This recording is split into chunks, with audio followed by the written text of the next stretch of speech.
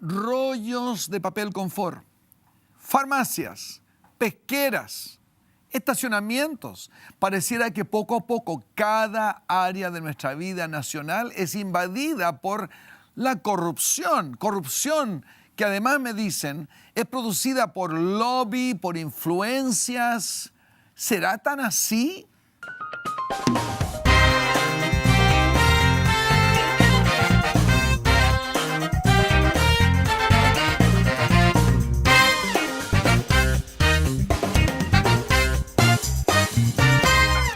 En Supermercados Cugat nos preocupamos de tener la mejor variedad en productos para tu hogar.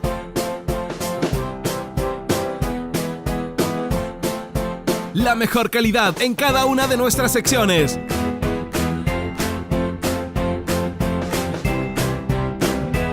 Supermercados Cugat, donde comprar es ahorrar. Pastor, mire, yo tengo una solución porque sé que las arcas de la iglesia están un poco bajas. Bueno, es verdad que están bajas. Tengo una idea. Nosotros deberíamos cobrar estacionamiento y tomarnos en la calle. Edu. ¿Y sabe qué? Yo conozco gente en la Sí, pero- municipalidad. Yo te conozco gente en la municipalidad. Y bueno, la verdad es que podemos lograr algo con un cafecito nomás, no es tan necesario. Y deberíamos cobrar 200 pesos por minuto. O sea, 200 pesos son 12.000 pesos la hora. Un regalo. Para hacer crecer las arcas de la iglesia. Un regalo. Edu, ¿sabes lo que se llama eso? ¿Qué? Eso se llama lobby para influencias y se llama corrupción. No puede la Trinidad ser parte de eso, ¿me entiendes? Ya. Mira, necesitamos instruirnos un poquitito, ¿ok? Ya. El invitado que tenemos hoy es joven, brillante Ya. y la voz temida en Chile, porque él nos va a instruir en cuanto a lobby, influencias. Él viene ahora en esta nota que vas a ver. Buena.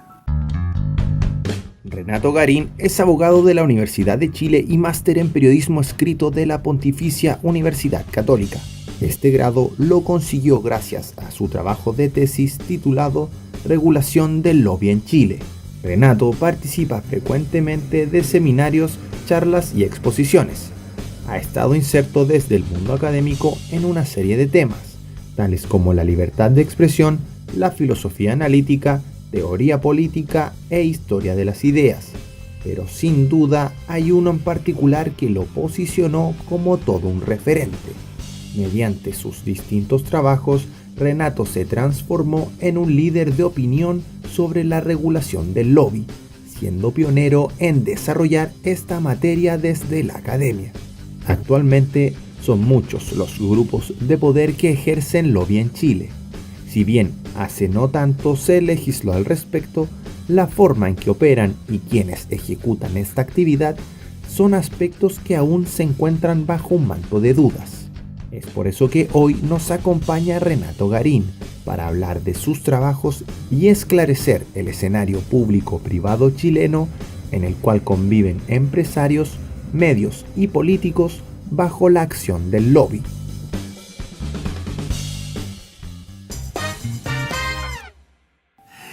Es un enorme privilegio para este cargo tener hoy a un joven y brillante abogado y licenciado en Ciencias Jurídicas y Sociales de la Universidad de Chile, donde se tituló con distinción máxima.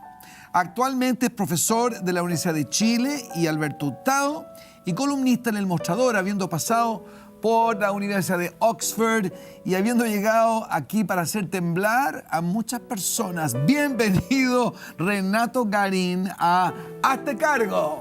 ¿Cómo está usted, pastor? Gusto saludarlo. Welcome. Tenemos que felicitarlo porque este joven tiene 30 años y es uno de nuestros académicos que efectivamente ha tenido el carácter, la galla de decir las cosas como son. Mi querido Renato, muchísimas gracias por su libro El lobby feroz, donde desenmascara a situaciones, personas. ¿Qué es el mensaje principal que usted quiere traer a nuestra nación? A ver, yo creo, pastor, que en Chile hay un secuestro.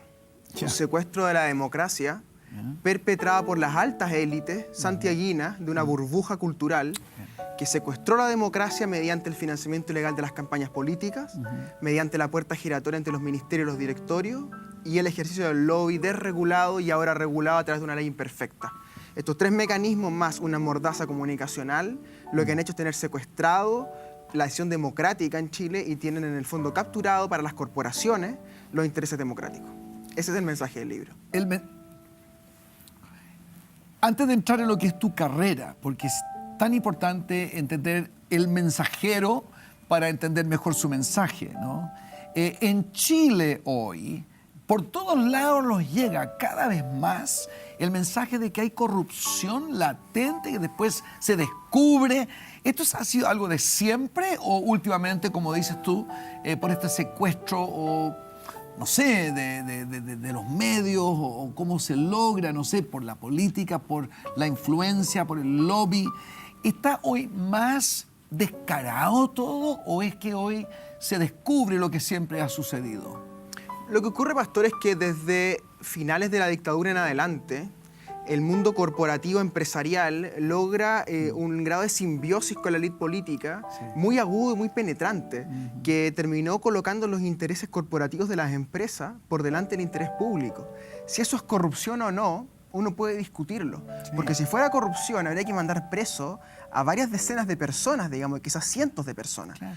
Aquí hablamos, creo yo, de una sociedad de las influencias más bien, donde los intereses corporativos se transforman en el único canon que persiguen las instituciones, ¿no? Y así es como las empresas capturan la regulación, así como las pesqueras en la ley de pesca, así como las mineras en el royalty minero, así como las estacionadoras en la ley de estacionamiento, por ejemplo, ¿no? Así es porque los intereses corporativos se colocan por delante de los intereses públicos. Y hay individuos particulares muy específicos que han sido muy hábiles en encontrar negocio en promover estos intereses corporativos en la democracia chilena, y esos son los individuos que yo me centro en el libro, ¿no? Pero ellos son una muestra arquetípica, por así decirlo, de lo que ocurre a nivel cultural en Chile. Sí, porque esto es un desarrollo social y cultural el que de repente se enfoque todo esto como un delito. Hay sociedades como Estados Unidos, otros donde pareciera que nadie consideraría que fuera un delito mayor el que influencias se sobrepasen, sí, pero no de que los intereses de las corporaciones no ayuden a promover lo que es el desarrollo de la democracia incluso. ¿Cuál es tu comentario ahí? ¿Por qué en Chile no? Lo que ocurre es que en Chile los intereses privados de ciertas corporaciones, porque no son todos los intereses corporativos, Un grupo pequeño. es de un grupo muy selecto, ¿no? Exacto. Precisamente de aquellos que han logrado este grado de simbiosis con la élite política. Pues que es la élite política de la vieja concertación y de la alianza de la derecha los que le entregan al mundo corporativo una ventaja, porque se van a trabajar en esas empresas, porque fluyen de los ministerios los directorios, que es el revolving door que se llama en Estados Unidos y en Inglaterra, ¿verdad? Que en Chile está desregulado, y porque crean estas oficinas de lobby que facilitan el acceso de los intereses corporativos a la democracia. Entonces, uno podría decir, ¿por qué no pueden ayudar a la democracia? El problema no es que no ayuden, el problema es que capturan, se quedan con el Estado, porque el neoliberalismo, Pastor, como doctrina, lo que hace es, por un lado, decir el Estado es malo, achiquemos al Estado, y por otro lado te dice, venga el Estado para acá, y se queda con el Estado. Entonces dice, el Estado es malo, pero el Estado es para mí. Eso es el neoliberalismo. Entonces el lobby lo que hace es capturar para estos intereses, los intereses democráticos. Por otro lado, el estatismo es perfectamente capaz de corromper enteramente todos los intereses habidos y por haber para lograr lo que es el apernarse en el poder para siempre, como hemos visto en muchas de nuestras sociedades latinoamericanas. Ahora, ¿cuál es la contrapuesta a aquello, por ejemplo? Es interesante eso, porque yo comparo al final del libro la situación de Chile con las antiguas repúblicas soviéticas. Sí. Y las antiguas repúblicas soviéticas tuvieron la siguiente estructura. Cayó el muro, cae el régimen soviético, y esas pequeñas repúblicas quedan en manos de pequeñas élites que se quedan con las empresas de los estados. En Chile lo que ocurre es que hay estatismo para las élites, para la señora Olate, por ejemplo, que se saca una pensión, ¿verdad?, millonaria gracias al Estado. Porque es el Estado, Pastor, es el Estado el que le garantiza los negocios a esta gente. Es el Estado el que sirve como caja pagadora de favores. Es el Estado el que es capturado en el tema de carabineros, por ejemplo. Es el Estado el que es saqueado. Pero por ejemplo, mira, a mí me gusta un poco como aterrizarlo a la gente común y corriente. Hablamos de influencia. hablamos de lobby, ¿cierto? Palabras que suenan bonitas, porque la política, una de las mayores gracias es de hablar bonito, que la gente queda así ignorante, la ignorancia hace que la gente se compre todo, ¿cierto? ¿Y el lobby qué es lo que es? Venderte la pomada, utilizar influencia, convencerte, intentarte tomar un copete, hacerte la movida, en chileno. Eso es lobby, ¿no? Algo de eso. Ya. Yo siempre digo que es como hacer gancho. Ya. Ok. Lo otro, perdona. Recién estaba hablando del tema de la pensión de esta señora, que la paga el Estado. Momento. El Estado a lo mejor es quien firma el cheque, no tengo idea. Pero ¿quién paga eso? Nosotros pagamos, los contribuyentes, ¿cachai? Los que nos sacamos la mugre pagando y boleteando con el 10%, pagando el IVA, la pyme, todo eso. Entonces, el tema de fondo, ¿qué es lo que es? El tema de fondo es que nosotros sentimos que nos roban. Nos roban la idea, nos roban la plata, nos roban. Entonces, yo entiendo y te felicito tu postura, pero el lobby y la influencia finalmente es un robo a la sociedad. Si fuera así, hay que mandar mucha gente presa. Si estoy de acuerdo contigo, digamos. Lo que ocurre es que, claro, en Chile está desbordado el asunto. Yo estoy de acuerdo contigo en tu indignación respecto a cómo esto se desbordó, porque además, en el capítulo 7 del libro yo hago específica mención a cómo, ocurrido el escándalo de Penta, ocurrido el escándalo de SQM, son estos mismos personajes, Correa, Tironi, Lavitar, Las Velasco, que aparecen defendiendo a Délano y a Ponce Lerú. Mira. Sí. Porque su negocio es la comunicación corporativa, Claro, y sus clientes son SQM, Penta, el Banco Penta. Sí. Entonces, claro, tu indignación yo la comparto, porque estos personajes que hacen lobby en Chile no solo hacen lobby, están de columnistas en los diarios, Sí, claro. hacen la gestión corporativa de estas empresas, están metidos boleteando en las campañas ilegalmente. Cristina Vitar fue citada a declarar 2 veces, la segunda vez se quedó callada 3 horas. Entonces, claro, estamos ante sujetos que han desbordado las instituciones y que se la han quedado para sí, se la han robado. Para ayudar a Renato, ayudar un poco a Edu en esto, y también sugiero al público chileno, ¿por qué no nos das un ejemplo de cómo se concibe, se lleva a cabo esta influencia, este lobby? ¿Cómo se palpa? ¿Qué sucede a encubiertas que no vemos el público? ¿Cómo resulta aquello? ¿Cuál es el mecanismo que ocurre? O sea, a veces creo, sin darse cuenta de lo serio que es efectivamente. Gente está en una máquina cultural quizás, o estuvo hasta lo que han salido un libro como El Lobby Feroz, ¿no es cierto? Danos un ejemplo de cómo sucede aquello, después cómo aquello se encubre, los resultados que tiene, antes de entrar más adelante en cómo vamos a arreglar este mundo. Bueno, a ver, yo creo que hay un aspecto legal que es cómo se hace el lobby legalmente.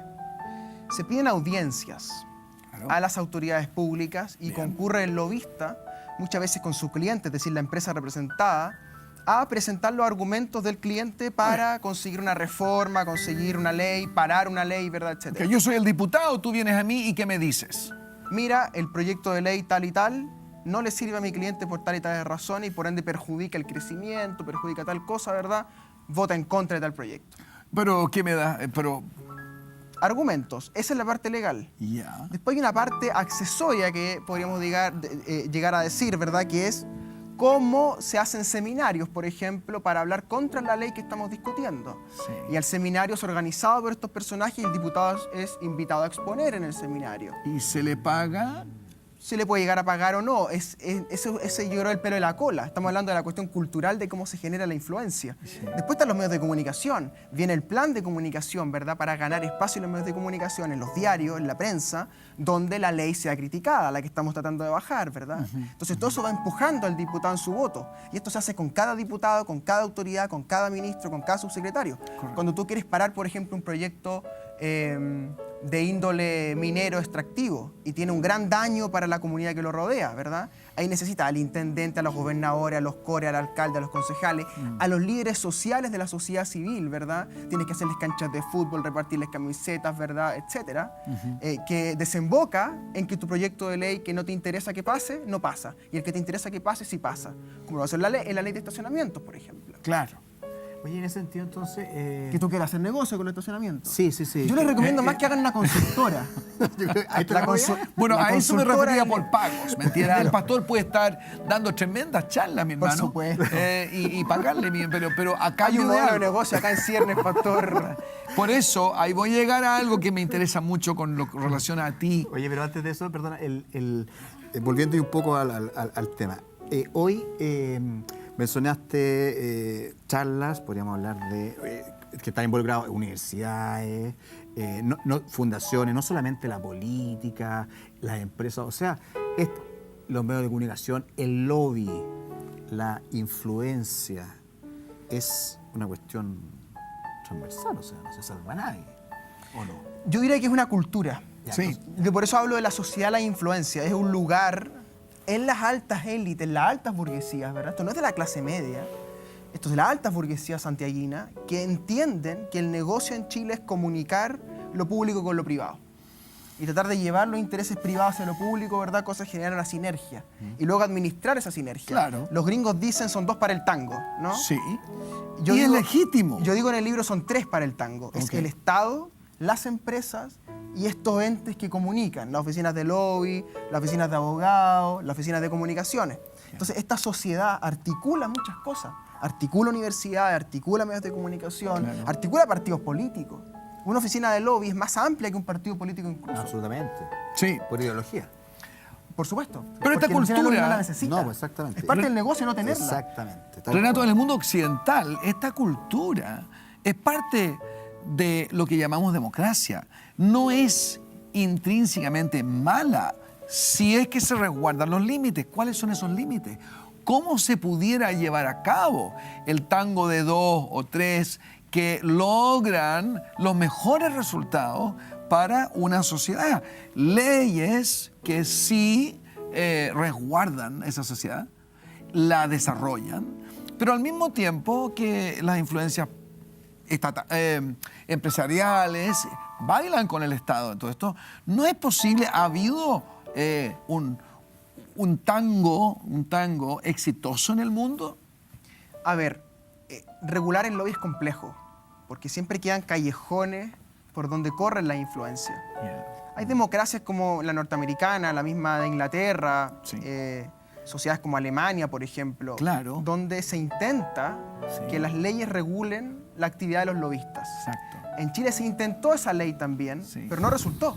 Y desembocó en una ley que regula las audiencias con las autoridades. Sí, la ley del lobby.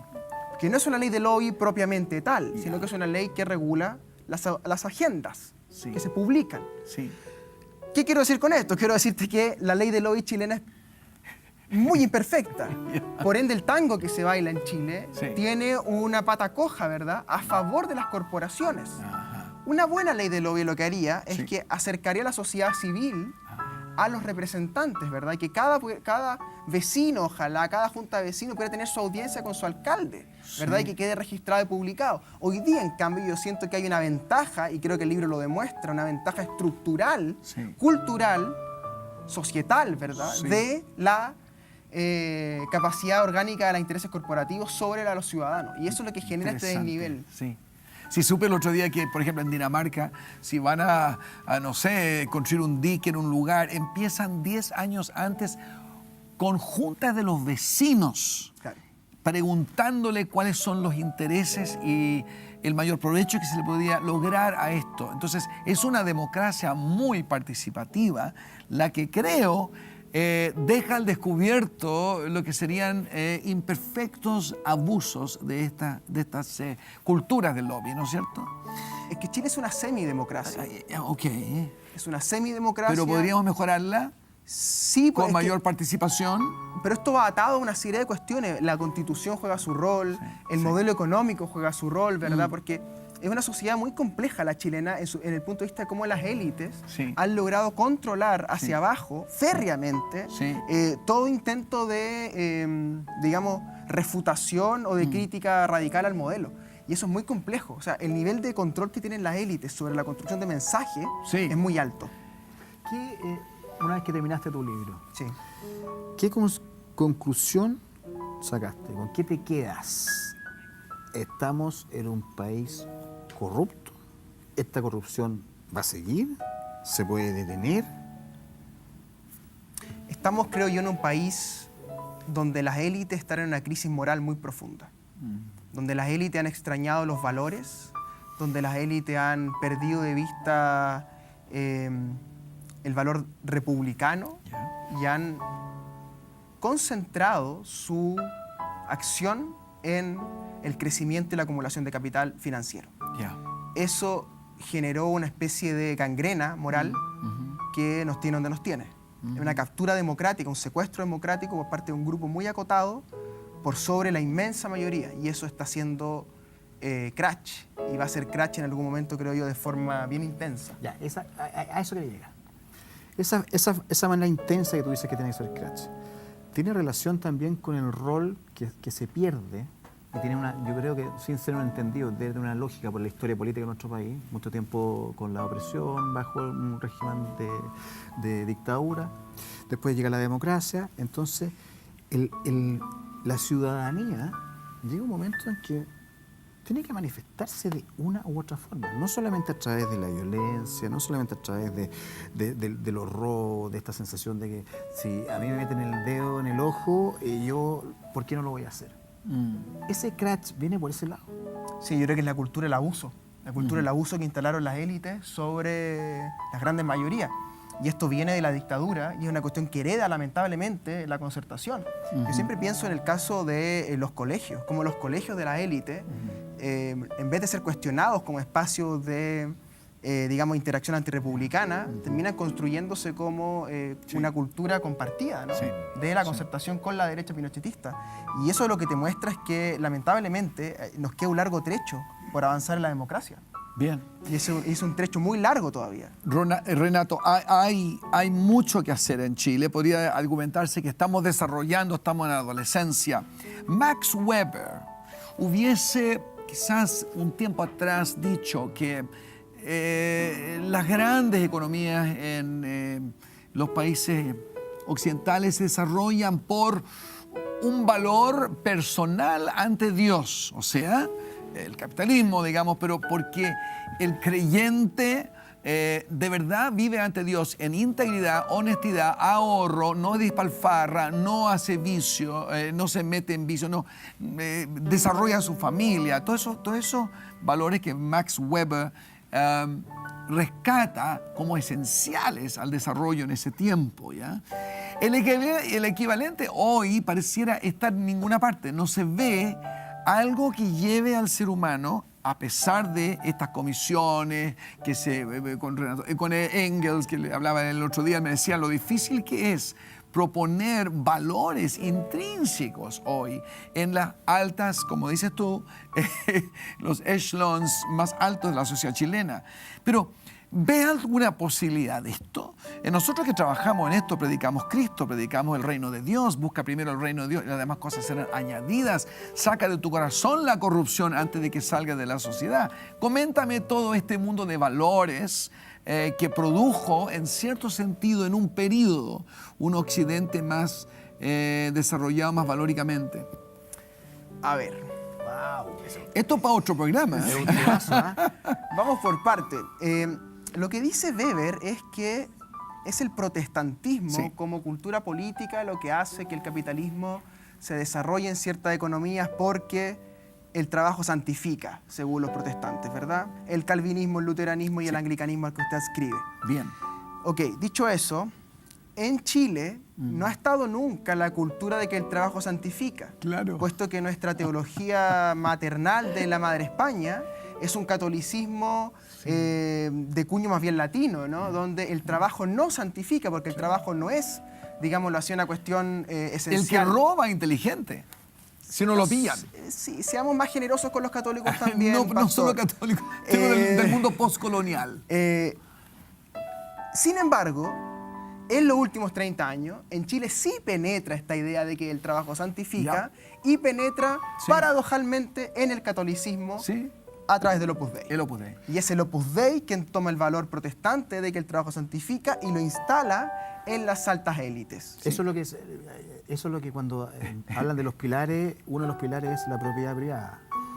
Sí, pero ojo, que el problema acá es de índole sociológico. Lo que dice el pastor Sí. es, hay una manera de acercarse al trabajo que te santifica, por ende, todos tiramos para arriba porque creemos lo mismo. Haces el trabajo en Dios, Opus Dei. Sí, Por lo tanto, pero Es volviendo muy curioso que el anglicanismo suyo coincide ahí con el Opus Dei, ¿no? por supuesto. Y en ese caso, y volviendo Sale como de la Biblia. volviendo como a aterrizar el tema, mira, escucho, y lo digo dentro de mi ignorancia, las teorías... tanto para abajo, maestro. No, si no lo hago por tema, es que siempre trato de ponerme en el lugar de la persona que está mirando ahí que no cacha nada. Entonces, tú le hablas de teoría, etcétera, autores, pero en concreto, yo que leo desde afuera, desde mi punto de vista, es que, a ver, somos una sociedad católica, los grandes colegios y formadores de los empresarios de este país son con bases católicas y en el fondo cristianas y en el fondo evangélicas. Y sigue siendo la misma historia. Formadores de, no quiero generalizar, formadores de empresarios que debieran tener intrínsecamente esos valores que estamos hablando acá, pero que vemos que en teoría no están presentes. Finalmente las lucas, no sé por qué, ¿qué pasa ahí? A ver, yo creo que sería excesivo culpar al catolicismo de nuestra corrupción moral. ¿Ya? Sin embargo, también hay que decir que la manera en que las élites chilenas entienden la religión y la fe es una manera muy estratégica. Es muy curioso que Enrique Correa, que está en el libro, iba a ser cura, Imagínate. Sí. diocesano, Sí, y se sale por la política, Sí. y entra por la desea la política, ¿no? Y termina siendo el lobista más exitoso probablemente de la historia de Chile. Sí. ¿Y eso qué quiere decir? Quiere decir que el cristianismo en las altas élites es una especie de partido transversal que te puedes mover desde la extrema derecha hasta el Partido Socialista, donde hay muchos católicos, ¿verdad? Y te puedes comunicar con una élite que comparte una fibra. Sí. Renato, mira, ¿sabes lo que asusta de ti? Sí. Es que tenés 30 años. Es impresionante escuchar tanta sabiduría y tanta asertividad. Esperamos que tú nunca te corrompas. No, pero si nos corrompemos hacemos la consultora. Ahora, déjame en los últimos 2 minutos que corromperse tenemos. mutuamente. Mira, lo que quiero decir es, por eso es que proponemos en este cargo, que debemos hacernos cargo. Y decimos, desde la Biblia, si tú lees la palabra cada día, como le decían los ministros en el palacio, pues dice que te va a cambiar. Pero a mí me interesa mucho tu trayectoria. Pasas por Oxford, partes en Melipilla. Hay muchos que están mirando que ya pasaron los 30, dicen, pero ¿cómo es eso? Cuéntanos, no podemos dejarte ir sin que nos cuentes un poco cómo logras llegar ahí y llegar a donde estás hoy día. Bueno, es una historia muy bonita que a mí me gusta Sí. mucho contarla porque Aleluya. mi mamá es hija de campesinos, Sí, de peones en un fundo. gracias a Dios. Mi padre es hijo de una abogada melipillana. Ninguno de ellos conectados con ninguna fibra elitista, al menos de estos últimos 50 años. Por ende, no partí con ninguna ventaja comparativa con nadie. Fui a un colegio en Melipilla con mucha gente. Entré a estudiar Derecho en la Universidad de Chile. Viajé durante 4 años de Melipilla a Santiago. Solamente en 5º año viví en Santiago. Por ende, conozco muy bien la periferia santiaguina. Conozco muy bien la experiencia de la gente en Melipilla, en Peñaflor, en Talagante, en Isla de Maipo, en Calera de Tango, Buin, Paine, San Bernardo, que es todo un mundo, ¿verdad?, que está marginado de Santiago y al cual yo pertenezco, y no lo niego en ningún momento. Y después de eso tengo la suerte de entrar en el mundo de las becas, en el mundo de los posgrados, ¿verdad? Que es un mundo que en Chile se ha abierto de forma muy importante y hay que reconocerlo también, ¿verdad? Y me permite irme a Estados Unidos a estudiar a Nueva York y terminar después en Oxford, hacer un tercer posgrado en ese momento en Oxford. Y eso es gracias, ¿verdad?, al Estado. También hay que decirlo, ¿no? Por supuesto. Y creo yo que es un ejemplo también para mucha gente que vive en las periferias de las ciudades grandes en Chile, Bien. que se siente postergada, ¿no? Y que yo creo que hay oportunidades para todos en el fondo, que hay que saber buscarlas. Renato Garín, un verdadero aporte para no solo nuestro hazte cargo hoy día, sino para, esperamos, todo lo que es el escenario chileno que se abre delante de ti y jóvenes como tú y la generación tuya. Que el Señor los bendiga y los guíe. Muchas gracias por haber estado con nosotros en Hazte Cargo. Y usted que nos escucha verá luego el próximo programa tan interesante como este, con personajes tan interesantes como Renato, que nos ha acompañado hoy día en Hazte Cargo.